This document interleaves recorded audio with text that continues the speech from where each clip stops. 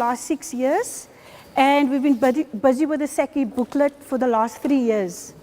The first block you will find informing the students of the WBE. We normally start at the beginning of the year, which means I, as a business center facilitator, need to make sure that I am familiar with the booklet.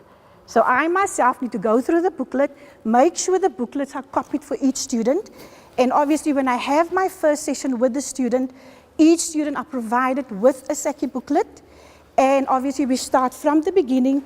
And what you can do in your first session, you can start filling in the basic information like the profile form. You can, before that, you can even ask the students to bring a certified copy of their ID, because there's one section where they need to put in a certified copy of their ID. So you can even do all of that things before the booklet goes out. Then our second thing is where we discuss with the students why the SSACI booklet is important. And that's the one thing I want to thank actually SSACI for, because they link theory with practice. And that's what we always wanted. Because what is the use teaching the theory in the class if they can't practice it? So this is what SSACI is making possible for us, linking the two together. And we also make students understand why they need to go and go practice it. Our next thing is obviously you need to discuss and provide students with the necessary documents. The first thing we normally do is provide the student with a parent guide and an indemnity form. I heard some of the colleagues said previously, some of the students got hurt, there was an accident. What we do is with the indemnity form, the college can't take responsibility for every student or if something happened to the student. So they complete the indemnity form with the parent guide goes home.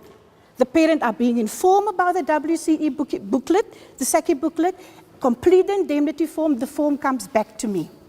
Once the form is back to me, I tick it off. Record keeping is very crucial. You need to know who handed in that indemnity form. Then the next one is obviously, I provide the students with an employer's guide with a host document. So I start, where do we place our students? The students place themselves. I, as a business student, place the students, as well as our workplace officers. So there's 3 people involved in the placement. It's not just you as a lecturer. So what we do is, the student take the employer booklet home with the host document.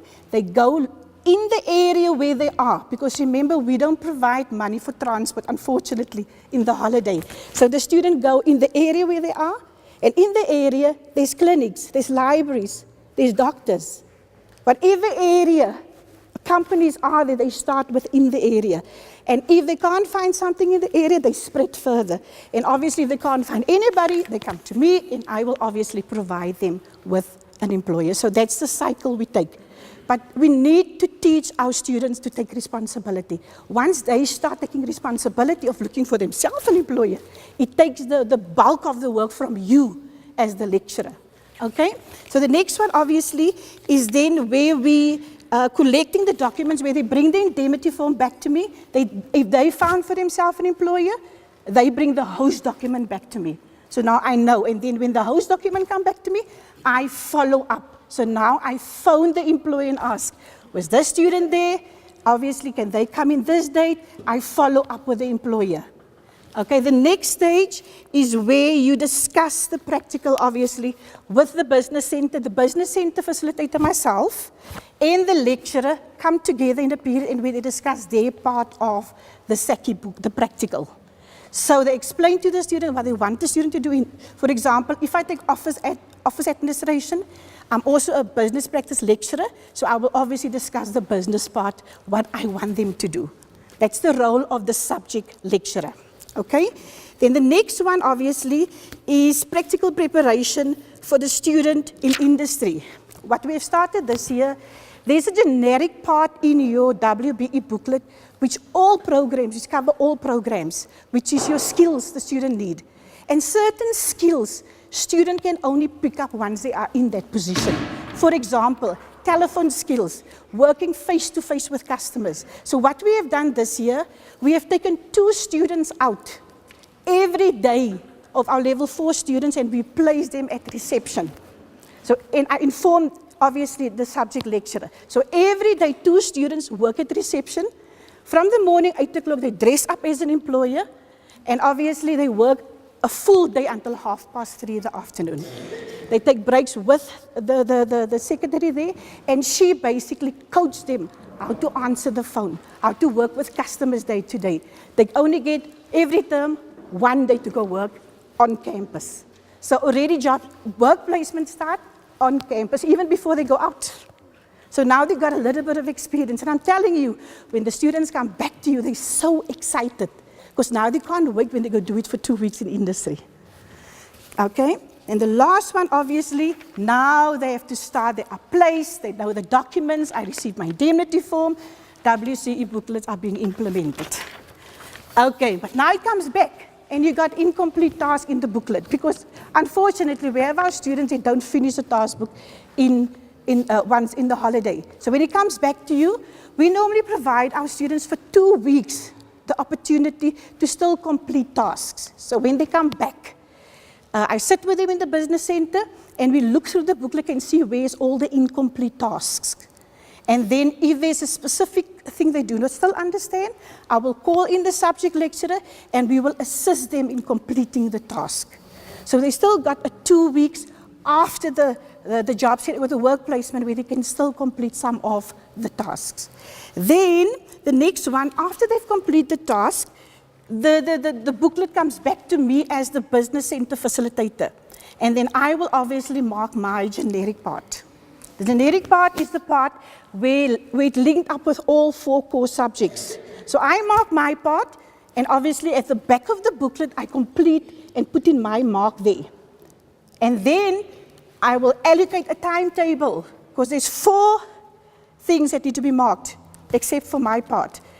I will send it to my first subject lecturer, and I will give him a time frame of 5 days, because the problem we had previously is where lecturers sit for 2-3 weeks with a booklet, and it doesn't get passed on. So you need to have some form of control of the text of the booklet.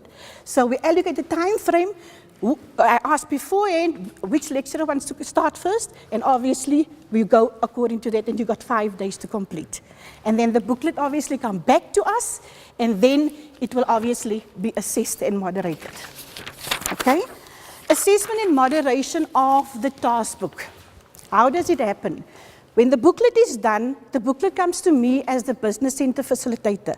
I will mark the generic part, and then obviously I will pass it on to the subject lecturer. Once the booklet are completely marked, the booklet will go to the individual subject moderator. So now the booklet will be moderated. Previously we had one person moderating all 4, but we have decided, listen here, that they're subject moderators, and people are experts in their field. So you will send the moderating part for accounting to the moderator of the accounting moderator, and they will only moderate that part. And so you continue with the other subjects. So that's the moderating process we follow. Okay, what was our challenges through the year? We had a lot. And I can tell you now, starting the booklet is a lot of challenges. But it depends on how you look at a challenge. A challenge can be something negative, but it can also be something positive. Because a challenge is an opportunity for you to use your creativity to overcome it. And I'm telling you, the longer you go through the booklet, the easier it becomes. And challenges becomes later on stepping stones. So a challenge becomes, you walk and you become stronger in your area as a business center facilitator, and becomes better. So if you're starting out now, don't look at the challenges. Look at the fact that the challenge is an opportunity of growth. Okay? Our challenge was some subject lecturers took longer than they should, like I said previously. But we have started with our timetable, where specific time has been allocated to every subject lecturer. The next challenge was incomplete students, for example. We place them, and for some reason, they don't pitch up. They don't go to the place. So now they come back after the holiday, and obviously they come with the empty books, of course they didn't go work. So what we do, we replace them. September you go again, but you're not going to get away from it. You're going to go and work. So we replace them again. In September, you go work. Even if it's for 5 days, but you're going to go, and obviously you're going to go work.